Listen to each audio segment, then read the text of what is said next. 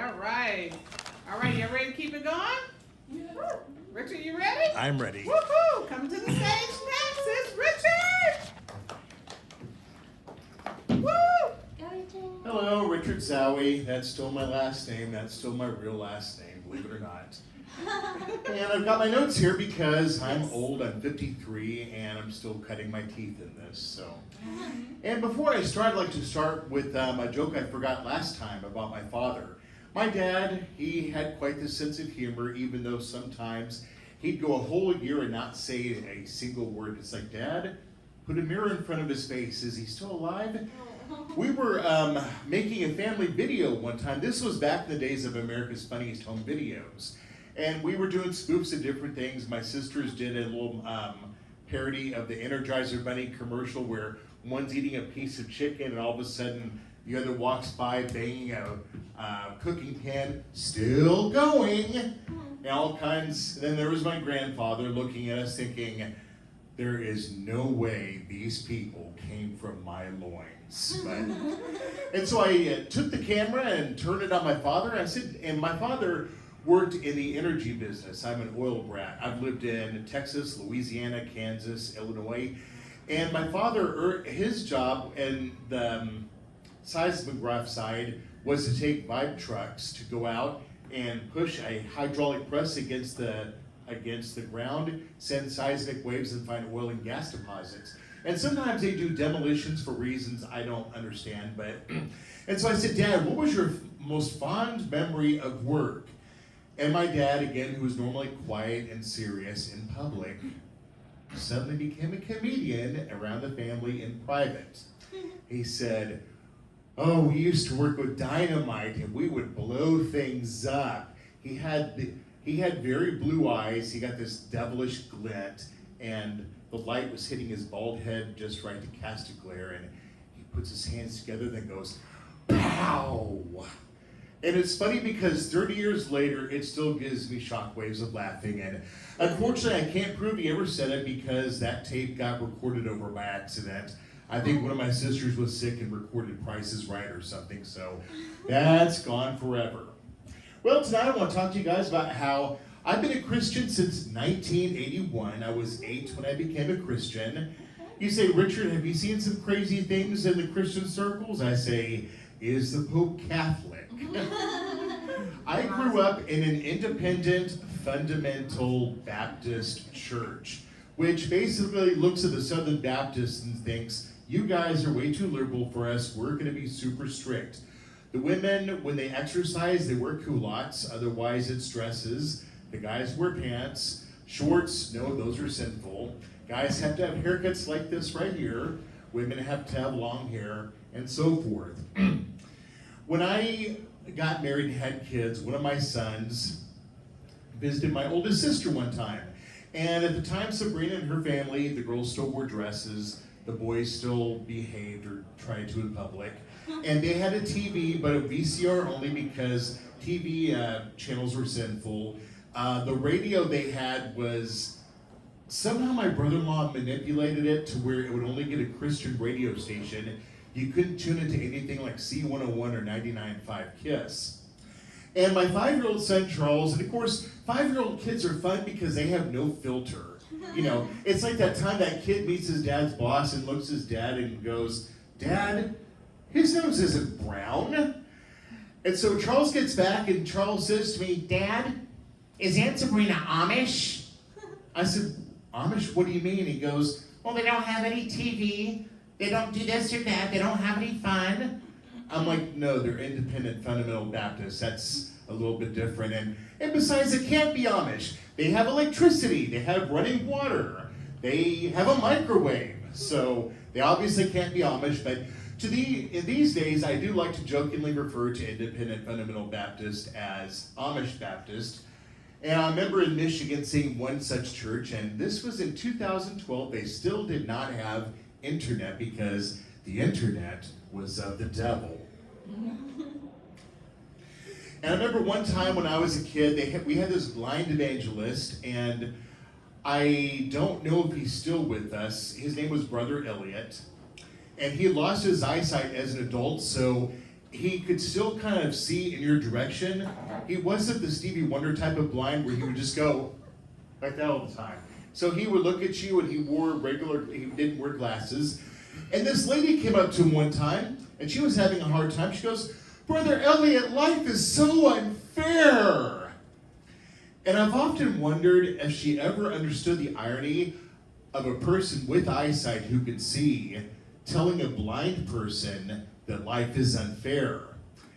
And of course, she was expecting him to hug her and say, "There, there." And instead, he kind of looks her direction and goes, "Life is unfair. You just now noticed?" So she didn't quite get the sympathy that she was looking for. So I'm 53 years old, and patience is something I've spent an entire lifetime trying to learn. Assuming I live another 30 years, I'll probably still be learning patience. And of course, my battle cry with that is, "Lord, give me patience, and give it to me now!" But, God made the Israelites live in the wilderness for 40 years because he didn't see what they needed. So he kept on waiting and going and so forth. So I know I pretty much had that to deal with too. And of course, my pastor at the Baptist church, he showed a sense of humor one time. We had someone come in who was charismatic, and during the service, they started speaking in tongues. Now, by that, I don't mean speaking Spanish, Russian, Mandarin, Chinese, or anything. I mean speaking something that, the way Paul describes it in the Bible, like that. And Paul in Corinthians mentions giving interpretations. And so my pastor says out loud, "God has given me the interpretation. You want to donate $10,000 to our building fund. Make sure you put in the offering plates. Go ahead." And person got out of there really quick. It was like the road runner running away from Wild E. Coyote. And of course, with church, it's inevitable you'll have church splits. And I've heard all kinds of crazy stories about church splits. I've heard some churches will split because they have a disagreement over the color of the carpet. We want beige. We want light blue. And so the side that didn't get the beige carpet they wanted started their own church so they could have the carpet they wanted, only to find people who said, "We want hardwood floors." So people get really obsessed about that. I heard about one pastor that was in a church, and he had a science background. He was into physics, the sound wave side of physics. And he noticed, okay, the church is over here, the organ's over here, the piano's over here. He had these men move the organ to where the piano side was, and then he had the pianist, the organist play. He goes, "Oh, it sounds so much better. It sounds beautiful, harmonious." And so they had the church service, and the music is just great and wonderful. And then 2 days later, the pastor comes back to the church to prepare for the Sunday or for the Wednesday sermon, and he notices the organ is back on the other side of the church. What's going on? And he asks one of the deacons, "Everything was great on Sunday. The organ and the piano sounded great. What's up with that? Why is it moved?" And the deacon said, "We moved the organ back because we've never done it that way before. The organ's always been on that side, and we want it to stay on that side." So people who don't change, you see that unfortunately a lot in church. And when it comes to church splits, I'm convinced I'm really bad luck for a church. Every church I go to, it seems, whether I go there for the first time or join, a split happens. I went to a Baptist church in Central California, and right around the time I got there, this was around the time, I won't say the celebrity's name, but a very popular celebrity had died. And this woman was crying, "Oh, it's so sad this celebrity's gone. There's so much they gave to us, and Pastor, won't we see him in heaven?" And the pastor was being honest. He goes, "Well, if you trusted in Jesus Christ as a Savior, he'll be in heaven." "Oh, but Pastor, he did so many good works. We'll see him in heaven." And the pastor's like, "Yeah, as long as he trusted in Jesus." "You mean being on TV isn't good enough?" And the pastor had to break her heart that God doesn't care what human accomplishments we have. We need to trust in his Son. She left. She couldn't handle that. So I thought, well, she'd probably still be here if I had never come to this church. And then, of course, we joined a church in San Antonio. It's still an active church. Again, I won't say which church. And we started going there, and I noticed that everyone was grim on a Sunday night. The pastor wasn't there, and I'm like, what's going on? And the associate pastor, we have a meeting for the church members after church tonight, and so I was like, okay. Long story short, the pastor's wife had a side hustle.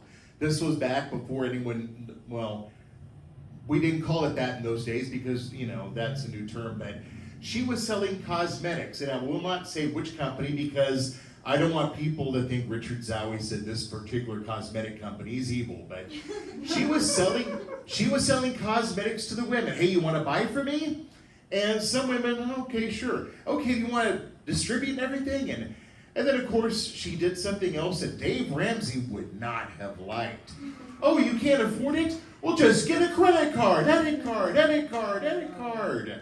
And so women were getting American Express, and those, you get in trouble if you don't know how to use, you don't know how to use those and understand the payment plan. So, and she made it clear in this, so she goes up to this one woman and says, hey, do you want to buy such and such from me? Oh, no, I use this other line. I'm good, thank you. And all of a sudden, the woman noticed, wow, pastor doesn't return my phone call. She's blocked me on Facebook. What's going on? And so the meeting with the pastor was, your wife is causing a disruption. She's ostracizing the women who don't buy makeup from her. Or any of the men who might be into that thing too. And the pastor says, if you make her resign, quit doing it, I'll leave. So he left, and half of the church went with him. And no one tried to sell us any more makeup instead. So, that was the bummer. So, and of course, the bright side about church splits is that you don't have to worry about having to build another building or build on or buy new property or anything like that. And another pastor I had in Michigan, you guys probably would never have heard of it, but I won't say it anyway. He was a great Bible teacher. Learn all kinds, and Corinthians, one of the toughest books to digest. And he was just going through it like butter, and it was so easy to understand. But somehow, in the election process, there's two things about him they didn't realize. One, he had anger issues. Two, he had control issues. He wanted every community in the church to answer to him. He wanted final say. In the nursery, never mind the lady who ran the nursery, had 5 kids, a bunch of grandkids, and knows everything about how to keep kids in line. He wanted to micromanage everything. And when the church told him, nope, being a pastor is 24/7 enough, he left. But he didn't just leave. He resigned. And as we left the church, people were giving us flyers. And on the flyer was his smiley face, which I hadn't seen in a while because he was usually mad, and a website. I'm curious. And he'd started a new church in town already.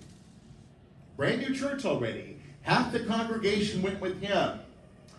And then the church was not doing too well, and our church decided, well, if he's leaving on his own and starting a new church in this town, we don't need to give him severance. So they cut him off. A few months before he had resigned, he preached out of 1 Corinthians saying Christians should not sue other Christians. It's unbiblical. That means if a Christian does you wrong, don't look for 444, 4444. Don't look for Jim Abner, the Texas Hammer. You just pray that God will smite that person on their own and that they'll apologize to you. However, he needed money, and he figured, hey, if I can get my severance, so he sued us. And then we found out through some further diligence that he sued a couple of prior churches. So this is what happens when you hire a pastor and you don't do a background check. Pretty much a sad thing and everything. And then, of course, in Fredericksburg, where I live, again, well, I've said that far. I attend First Baptist Church in Fredericksburg. We had a pastor there. After our pastor resigned, he retired. And then we had another Jerry Clower-like pastor. That's probably before your time. But he was a Christian comedian, and most of his sermons were anecdotes. He retired too. And so they brought in a new pastor who was a young buck. and just super energetic. And, you're like, okay, could someone put him on decaf coffee, please? He's kind of, but again, he had anger issues and control issues. He left, started another church in town, and I'm like, what is it with me joining churches? So if I move back to San Antonio, I'm not even sure if I want to join a church because, okay, well, I joined this church and all of a sudden it's going to split up again and everyone's going to be gone. So we'll have to see, but the Lord works in certain ways and everything, so we'll see how that goes. And the one thing I noticed about being a Christian is that God has a sense of humor. People don't think about it. I like to joke, well, why do you think some of the greatest comedians are Jewish? Jesus was the original Jewish comedian. I have no doubt he played practical jokes on his disciples. He may have even told jokes during some of his sermons, but in the book of Numbers, I've always thought it was funny when Balaam was trying to travel somewhere and God did not want him to go. So God sent an angel to keep him from going. And the donkey could see the angel, but Balaam could not.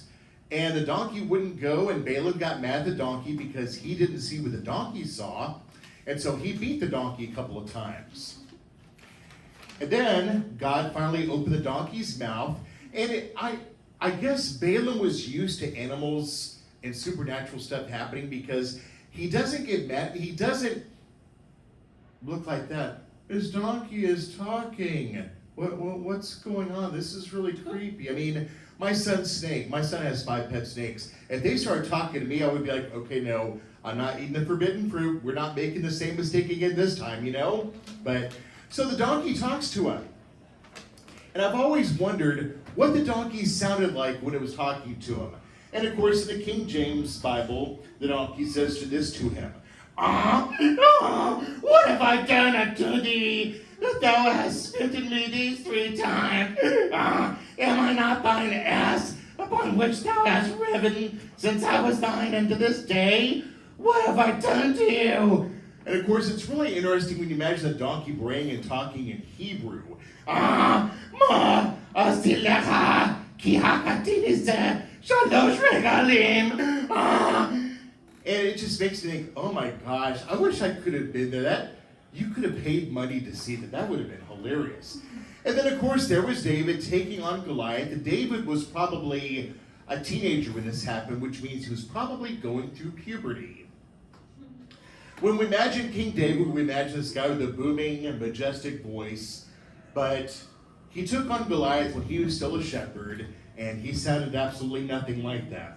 So I can imagine when he dresses down Goliath, Goliath makes fun of him, makes fun of God, makes fun of everything in Israel, and says, we're going to conquer you. And then, of course, David, with his voice cracking because he's not become yet a man, he says to him, thou comest to me with the sword, and with the spear, and with the shield, but I come to thee in the name of the Lord of hosts, the God of the armies of Israel, whom thou hast defied. I can imagine Goliath must have really done a lot of laughing, thinking, yeah, kid, this isn't going to end well. But surprise, surprise, the exact opposite thing happened. So, and let me ask you something. I read from how many of you are, when it comes to your favorite version of the Bible, how many of you prefer the King James Bible? I used to be King James only. These days, don't tell any of my Amish Baptist friends, I rotate between English Standard Version and the New King James, and occasionally I look at the New American Standard Bible. Oh, I could get in so much trouble if the wrong people knew about that.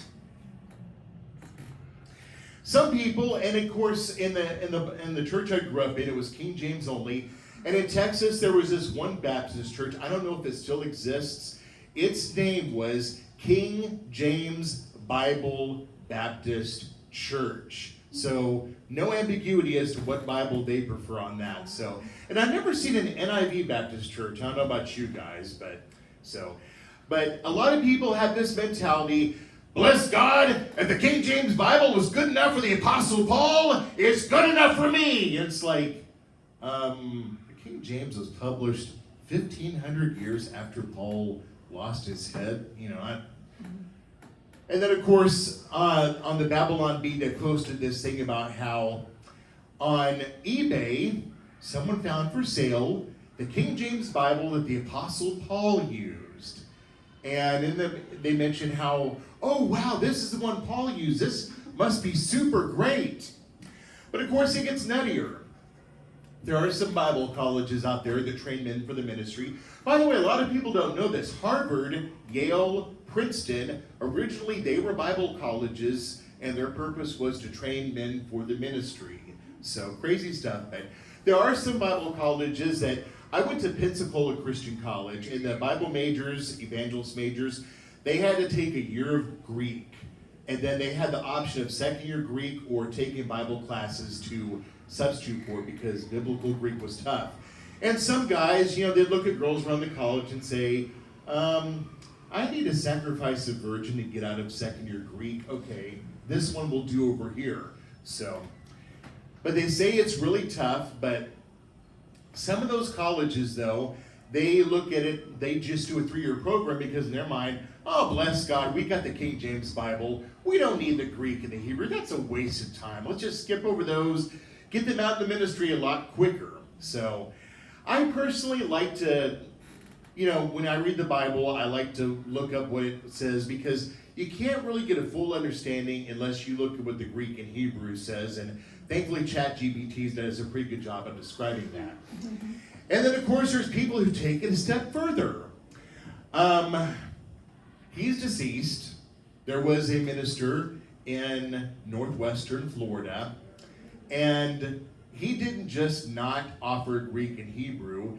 His belief was that the King James Bible, which is a translation, was superior to the original Greek and Hebrew. No, I am not making this up. I've talked to them on Facebook, and they really do believe this, which is funny because the King James is 400 years old, and they don't understand that the words in it, a lot of them don't mean the same thing that they mean today. And of course, this pastor had a fun time because he had property another church wanted to buy from him. He refused to sell. And then wife number 3 divorced him. She got the house, and despite him, she sold the house for next to nothing to that church. So she got her little form of revenge. This is 2006. 45 years in October, I will have been a Christian. That's amazing. I'm still learning every day, and it took me 25 years to unlearn all the legalism that's behind it and so forth. Shh, don't tell anybody, but whenever I work out, sometimes I like to listen to AC/DC because it helps you break a sweat and get exercise and forget, okay, I gotta walk up this incline, but if I listen to a song, it'll help me get through it and so forth. So we all have our guilty pleasures and so forth, and of course I drink tea which has caffeine, which may not really go over too well. But the one thing I will say about being a Christian is you need to walk with God daily. I cannot stress that enough. And when I read the Bible and read Our Daily Bread, I don't worry about my sons, what it means to them or other people. I worry about myself. I deal with ADHD and autism. I have more than enough to worry about with my own self. I don't worry about other people. That's whatever they're dealing with, that's up to God to deal with them and so forth. And a lot of people fall away from the church because people fail them. They say the church is full of hypocrites. I'm like, there's hypocrites everywhere. In the workplace, at college, I work in the broadcasting business. I could tell you stories. We all have hypocrites everywhere because we live in a fallen world, and that's just the way it is. Man will fail us. That's a guarantee. God never will fail us. I'm Richard Zowie. Thank you so much for listening, and y'all have a good night.